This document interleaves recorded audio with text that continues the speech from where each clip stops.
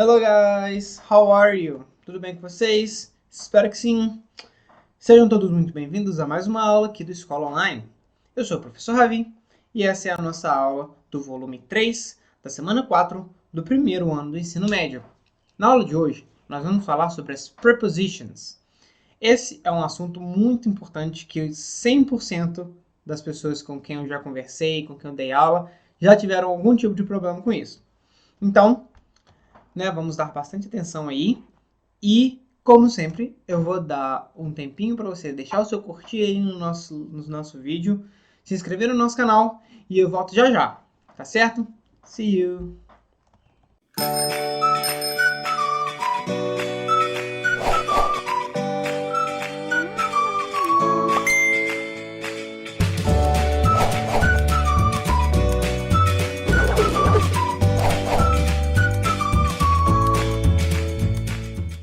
Hello again!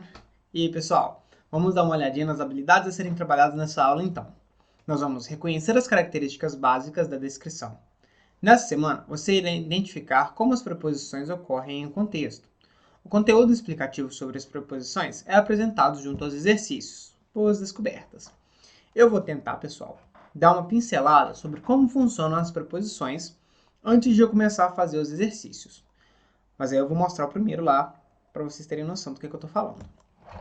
Então, na primeira atividade, que não é exatamente uma atividade, ele está pedindo só para a gente ler o que está escrito, nós temos várias frases ainda sobre aquele negócio lá da arte, e ali eles estão usando várias das preposições que nós... Várias não, eles estão usando as preposições que nós vamos usar nas nossas próximas atividades. Então, ó, Flávio Melo was born on February 15th, 1950. Então, ó, o Flávio Melo nasceu em 15 de fevereiro de 1950.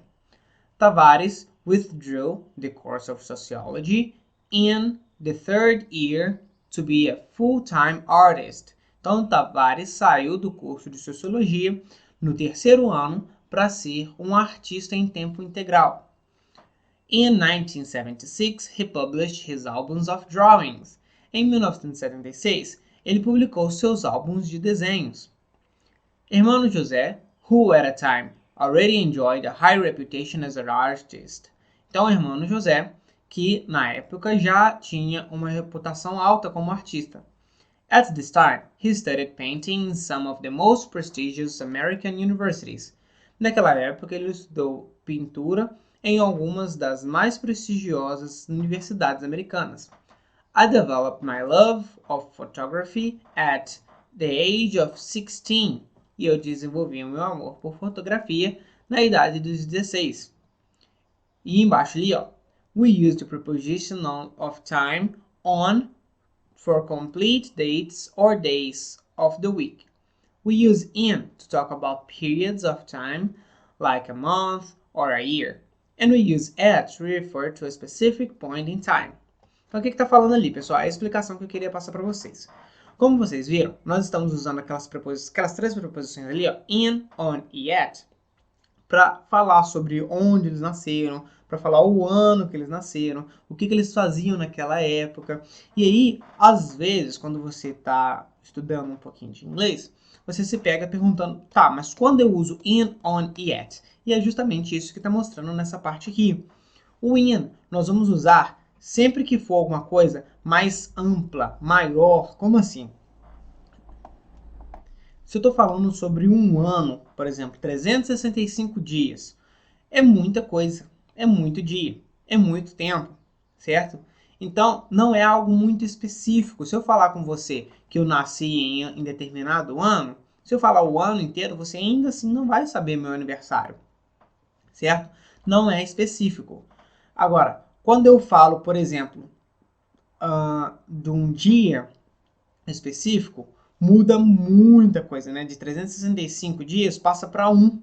Só que ainda nesse 1, eu tenho 24 horas. Então, se eu falar para você me encontrar no dia 7 de setembro, que hora? Onde? Não sei.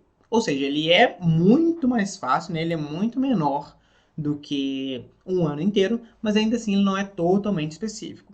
Agora, o at, ele é usado para momentos específicos, ou seja, se eu te falar alguma coisa e usar at, eu vou te falar o endereço certinho, eu vou te falar o horário em que eu vou estar lá, certo?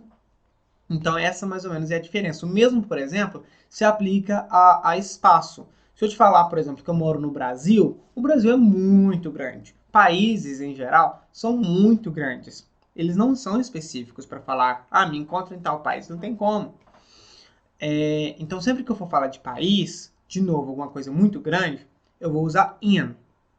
Agora, se eu for falar para você, ao invés do país, ao invés do estado, ao invés da cidade, que tudo isso é in, porque é muito grande ainda, eu te falar o nome da minha rua, certo? Se eu te falar o nome da minha rua, é muito mais fácil de você me encontrar do que se eu te falar o nome da cidade em que eu moro. E por último, existem muitas ruas bem grandes. Tem algumas ruas que você leva horas para sair delas. Então, por mais que seja mais fácil encontrar alguém sabendo o nome da rua, é ainda mais fácil eu passar o endereço correto, certo? E aí, nesse caso, eu vou usar o at, que eu vou te passar o nome da rua, o número da casa, certo? E aí vai estar certinho. Então, nós temos in para as coisas grandes, o on para as coisas menores e o at, que vai ser específico. Beleza? Show? Então, vamos para frente. Na 2 está pedindo assim. Whose bio is it? Replace the letters with the preposition in, on, or at to complete these short biographies. Então ele está perguntando de quem é essa biografia. E aí ele está pedindo para nós completarmos com in, on ou at, dependendo ali do contexto. E depois a gente vai falar de quem são essas biografias. Então, ó, vou mostrar para vocês como é que fica e explicar por que também. Na letra A ali, eu coloquei in, porque a gente está falando de um ano logo em seguida, olha só, 1853. Na B, eu estou falando at a young age, que é em um momento específico da vida dessa pessoa. E na C, tá no dia 29 de julho de 1890.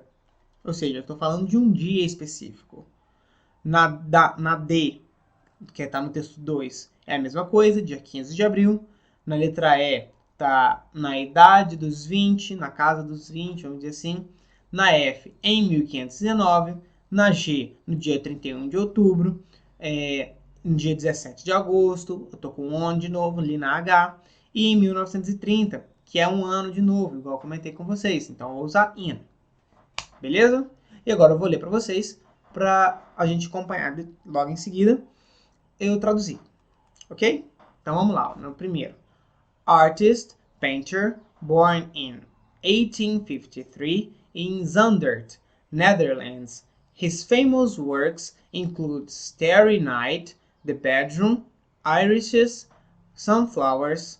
At a young age, he was melancholic. He shared the name and birth date with his dead brother. He died on July 29th, 1890. No segundo, artist, inventor, scientist, born on April 15th, 1452, in Vinci, Italy. At the age of 20, he was already recognized as a master artist. He died in 1519 in Amboise, Kingdom of France. His famous works were Mona Lisa, The Last Supper, The Vitruvian Man. E a terceira, poet, journalist, born on October 31, 1902, Itabira, Brazil. Died on August 17, 1987. The first of his numerous collections of poetry, Alguma Poesia, Some Poetry, written in 1930, demonstrates both his affinity with the modernism movement and his own strong poetic personality. Traduzindo agora desde lá do 1. Então, ó, artista, pintor, nascido em 1853 em Zundert. Seus trabalhos mais famosos foram A Noite Estressada. Várias. Temos várias. A Noite Estrelada. O Quarto. Girassóis. E ele era melancólico quando ele era mais jovem, ele dividia a mesma data de nascimento com o do seu irmão que faleceu, e ele faleceu no dia 29 de julho de 1890. No segundo, artista, inventor, cientista, nasceu em 15 de abril de 1452, na cidade de Vinci, na Itália. Aos 20 anos, ele já era reconhecido como um artista lá top. Ele morreu em 1519, em Amboise, no Reino da França. Os seus trabalhos mais famosos eram Mona Lisa, A Última Sopa e O Homem Vitruviano. Na terceira, poeta e jornalista, nascida em 31 de outubro de 1902, em Itabira, no Brasil. Morreu em dia 17 de agosto de 1987. E o primeiro de suas muitas coleções de poesia, que chama Alguma Poesia, foi escrito em 1930, que demonstra ambas sua afinidade com o movimento modernista e também sua forte poesia pessoal. Vamos embora então. Depois disso, eles nos mostram essas imagens aqui, que a primeira é do Leonardo da Vinci, na segunda é o do Vincent van Gogh, e da terceira, que é o Carlos Drummond de Andrade. E eles pedem para nós classificarmos ali qual letra encaixa em cada biografia que nós acabamos de ler. E aí acaba sendo muito fácil. Fica assim, ó. A B, a segunda era do Van Gogh, quer dizer, a primeira biografia era do Van Gogh, né, que é a segunda imagem. A primeira imagem, que é do Leonardo da Vinci, fala na segunda biografia, e na terceira biografia está falando do Carlos Drummond de Andrade, que é a terceira imagem. Ok? Na 4, a gente está assim, ó. Now study these excerpts from the text in semana 2. Então agora estude essas frases da semana 2. Então, Flávio Melo was born in João Pessoa, Paraíba, Brasil. He attended the course of painting at the art sector of Federal University of Paraíba. He studied painting in some of the most prestigious American universities and also in Cayenne. He also took the chance and exhibited his paintings in all these places. Raised in a beautiful Welsh countryside, I began studying photography at college. I included more models in my works. In this context, the preposition in and at indicate. O que é isso tudo que eu li? Eu vou traduzir agora. Mas a pergunta é: em todos esses contextos, as preposições in e at indicam time ou location. Elas indicam tempo ou lugar. Então, olha só, na primeira. Flávio nasceu em João Pessoa, na Paraíba. Ele frequentou o curso de pintura no setor de arte da Universidade Federal da Paraíba. Ele estudou pintura em algumas das mais prestigiosas universidades americanas e também em Cayenne. Ele também aproveitou a chance de exibir suas artes em todos esses lugares. Ele foi criado no campo, num belo campo. Eu comecei a estudar fotografia na faculdade e incluí mais modelos no meu trabalho. Então, todas as vezes que eles usaram aí, tanto in como at, eles estavam falando então sobre location. Eles estavam falando sobre o lugar onde eles estavam, o que eles fizeram nesses lugares, como é que foi. Não sobre tempo, ok? Você pode ver ali que não tem nenhuma data. Show? Igual eu comentei com vocês, eu posso usar in para falar de coisas grandes, seja ela um ano ou seja ela um país, certo? Tudo aí vai depender do quão amplo é esse sentido. Se for uma coisa muito grande, vai ser in. Se for uma coisa mais específica, vai ser on. E se for uma coisa mais exata, vai ser at. Ok? Show de bola? Vamos para 5. Na 5 está pedindo assim, tem um textão e está pedindo para nós completarmos com as preposições, ou seja, in, on e at. Mas, além disso, ele está pedindo uma coisa a mais. Ele está pedindo que nós completemos também com os verbos que estão entre parênteses no passado, ou seja, usando o simple past, que nós também já estudamos. Olha só. Read the excerpts on the Modern Art Week and replace the numbers with the prepositions in, on, or at, and the capital letters with the appropriate past simple form of the verbs in parentheses. Ou seja, os números nós vamos completar com in, on ou at. dependendo ali do contexto. E nas letras maiúsculas nós vamos completar com o verbo no passado, de acordo com o verbo que está entre parênteses. Então vai ficar assim, ó. Modern Art Week, a cultural festival held in São Paulo, cidade, coisa grande. Teatro Municipal on 13, 15, and 17 February 1922. The young women and men who produced and participated on these 3-day series of concerts, readings, lectures, dances, and exhibitions of art were self-consciously declaring their cultural independence from the traditional forms and styles, and announcing the arrival of Brazilian modernism. Modern Art Week was intended to announce the São Paulo avant-garde's break with earlier art.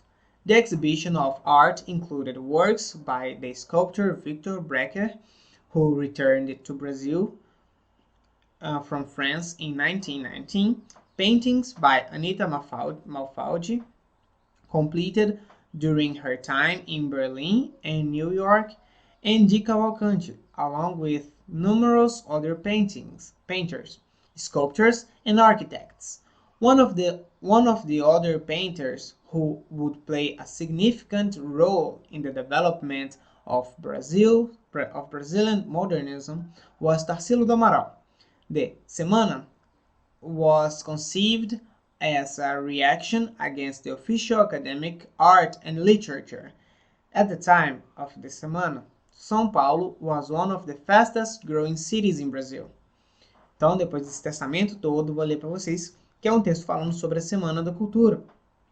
E aí, ó, a Semana da Arte Moderna, perdão. Então, olha só.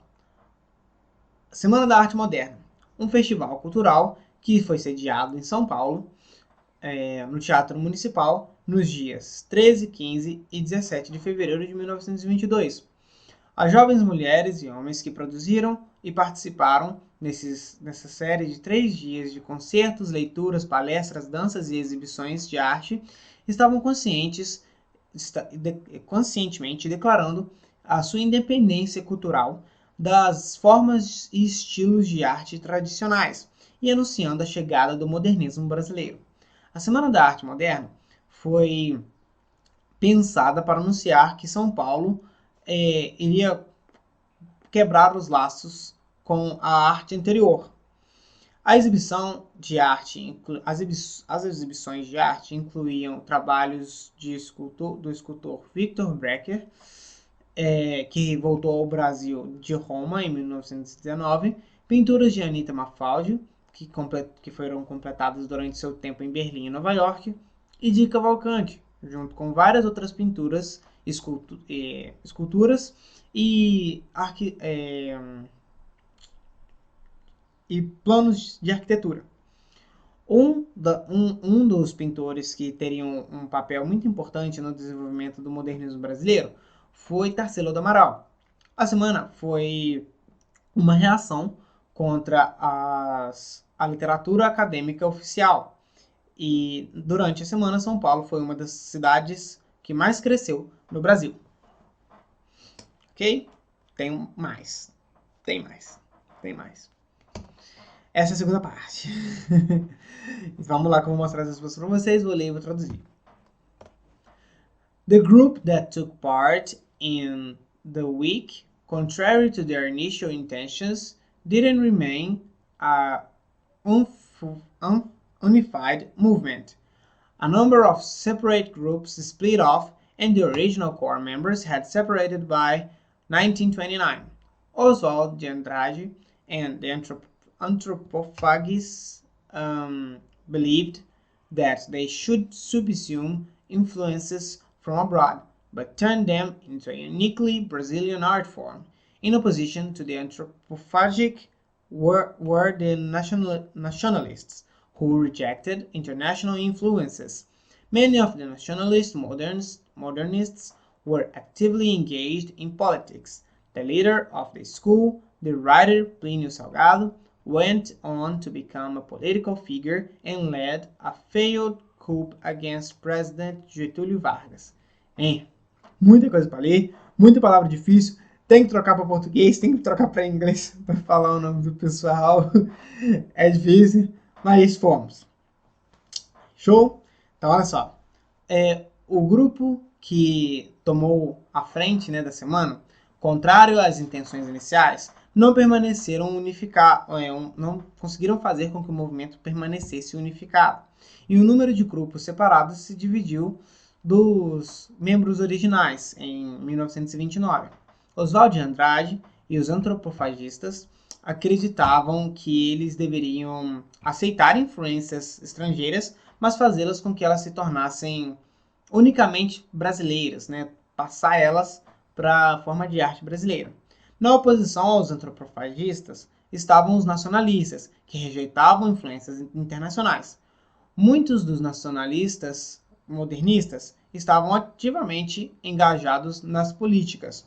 O líder da escola, o escritor Plínio Salgado, se tornou uma figura política e falhou ao liderar uma revolução, né, um golpe lá contra o presidente Getúlio Vargas. Foi. Sobrevivemos. Deu pra ir. Beleza? Show de bola? Então, pessoal, terminamos a nossa aula aqui. Um abraço para vocês. See you next time. Bye, bye.